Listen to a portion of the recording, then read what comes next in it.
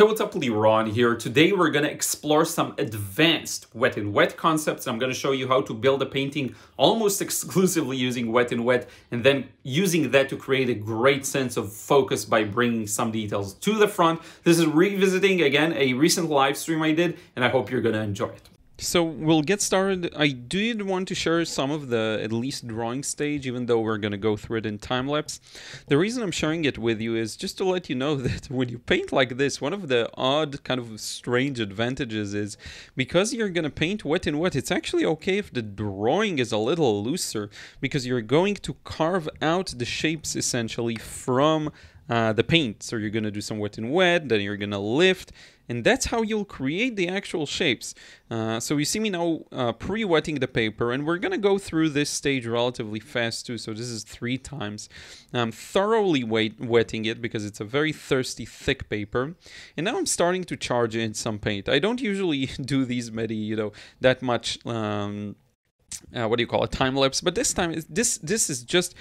It's a process you go through. There's no real use to show you this again in real time. I just want you to understand the overall approach. You wet the paper, and then you start applying paint on top of that. At first, kind of a maybe light to mid value. And then you start looking at the shapes and seeing, okay, where is it dark? Where is it light? And you carve out the shape out of that. Now, the more you can train yourself to see things directly without drawing them in advance, the better you'll do. This is why I'm actually more than okay with a loose drawing here. It's going to encourage you to try and figure things out as you go. And it's a very important skill. Look how wet the paper is. It's a very important skill in watercolor, even if you're just painting, normally, not that extreme wet and wet, right? Now, I'm starting to drop in some really dark paint, and what you'll find is sometimes you need to hold the paper and kind of move it at the angle you want to prevent paint from going some places and to allow it to move some other places. So I basically painted somewhat of a dark value around the cars, okay? And now I'm lifting. That top of the car should stay light, so I'm lifting that and trying to define the shape of the car that way. And then I do some wet and wet of dark paint behind the car, and that won't seep into the car because I lifted, so it's drier where I lifted, you see?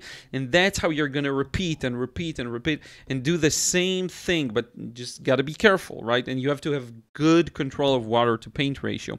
And I will say one more thing. If you messed something up, if you forgot something, if you left out a detail, if you want to go back, you can do this by pre-wetting the paper and then putting in some more details and continuing as if it was wet the whole time. You're not going to get the same result. It's not going to be as good, but it will work. Okay, so now we're at a stage where we're really doing well because we start seeing the shapes, it starts to get a little clear, and so I can start putting in those windows for the car that are really dark, and this is probably the focal point together with the taillights that are very beautiful, bright kind of red. Put in some details, but the paint still moves, so you have to be careful. It's good that it moves because it means we have time. The paint is still wet, but you want to be a bit careful. Now, one more thing I will add to that. Remember the thing I taught you about wet and wet. While the brush is in motion, the paint is not going to spread out. But if you dab or if you lift the brush off of the wet surface, it's gonna blend out and pour out. So that's something to be aware of. Now look at the right side of the car. It needs to be darker because it's darker than the back. That's something that I'm going to add in just 1 second, and you're going to see it will make a big difference. Because right now we have the darks and the lights. Some mid values are missing. We do have a lot of mid values, and you saw me spraying some water over everything, right? And now I'm gonna lift these movement, kind of motion lines on the street that really help us guide ourselves into the painting, something Joseph Bukovich does a lot, and I learned from him. One more note I will say, I've been experimenting with hot press paper, and just FYI, this is gonna be a little easier to do with hot press because the paint stays on top of paper for a little longer. Okay, so just something to have in mind. Now, after we lift, we can, of course, go back and do some charging while it's still wet, coming back with thicker and thicker paint. Now, here's the key. You have to be very connected to what's going on paper. If that means tilting it and looking at it at the light and seeing exactly how wet it is, and the area you're working on, exactly how wet that is in particular. All of these things you have to be aware of, because that's going to influence how much paint you're going to come back to the paper. Here we go, darkening that right side. That's going to influence how much paint you're bringing back into the paper. And what the thickness is going to be, and a lot of different aspects, okay? Now, I cut out the time-lapse because now it's just a final kind of touch and detail. And then we're going to jump into some other fun stages you're going to see. So we're basically going to start adding, in just a few moments, the actual drops on the window, which is a really, really cool part, I think. But in any case, notice how I pre-wet the paper right now, just so that I can do that preparation I told you about. If you want to add a detail, wet in wet, that's how you kind of hide the fact you didn't get it in real time, so to speak, when the paint was still wet. And now onto one of the coolest parts. So if you look at a reference photo, you'll see that, that's right, there are drops on the window, and that's the entire concept of this painting for me. Not only how can I paint the entirety of the background, kind of blurry and blended, which is something that I see a lot of. Honestly, the more Eastern watercolor artists achieve to an amazing degree. I have no idea sometimes how they do that. So we're trying to recreate that effect. Instead of having a blurry background around a subject, this time the entire thing becomes the blurry background, right? And what you'll see me do now is I put a bunch of highlights with my white gel pen earlier, and now I'm painting the shadow next to them. So effectively, by putting in a light next to a dark, we immediately make these details pop. And of course, their edges are clear and hard edges, so they are much more, of course, likely to pop. And you'll see on the highlights, I just put the shadow. So this area is very light, so I just put the shadow. But on the parts that are a little more kind of, you know, dark, I'll put both the light and the dark, or just the light, to kind of create a contrast. But notice how slowly but surely the effect of focus starts to happen, and that's a really, really cool part here. And this is like the easiest part, really, because all you have to do is carefully look at the drops and try and recreate their shape. Now, of course, I'm not doing this one-to-one. Every time I'm looking, I'm kind of my eye catches a specific drop, and then I try and recreate it. Some of them are very prominent, right? And some of them are very, very clear, and I love their shape, so I do put those in. But for the most part, most of these drops are, again, very simple. It's just basically layering dark and under that a light, or maybe it's a light and a dark in the middle. The key thing is, as long as you follow the values you see, our eyes can interpret it successfully, right? So even if you feel like I kind of messed up and I'm not sure, have some trust that the viewer will know how to interpret what you're painting, because for the most part they usually will. Okay, and you will be surprised, by the way, at how long of a section in the painting process this is, just adding in those, you know, little details around the drops. Here I actually hit the focus buttons, and I got the camera to focus properly. So we're just gonna put a bunch of these in. This time it's 3 times speed. The previous section was double speed. This is triple. So things are gonna run a little faster.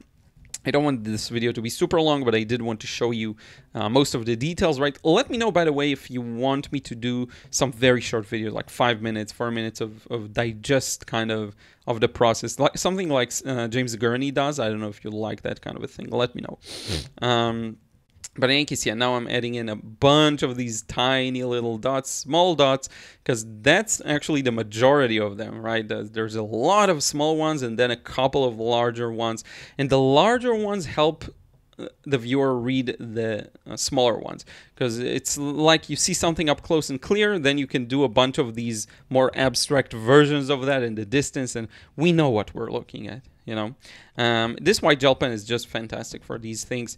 You could, of course, do this with some opaque paint or designer's gouache, or like anything will work here, really. Find the tools that are comfortable for you.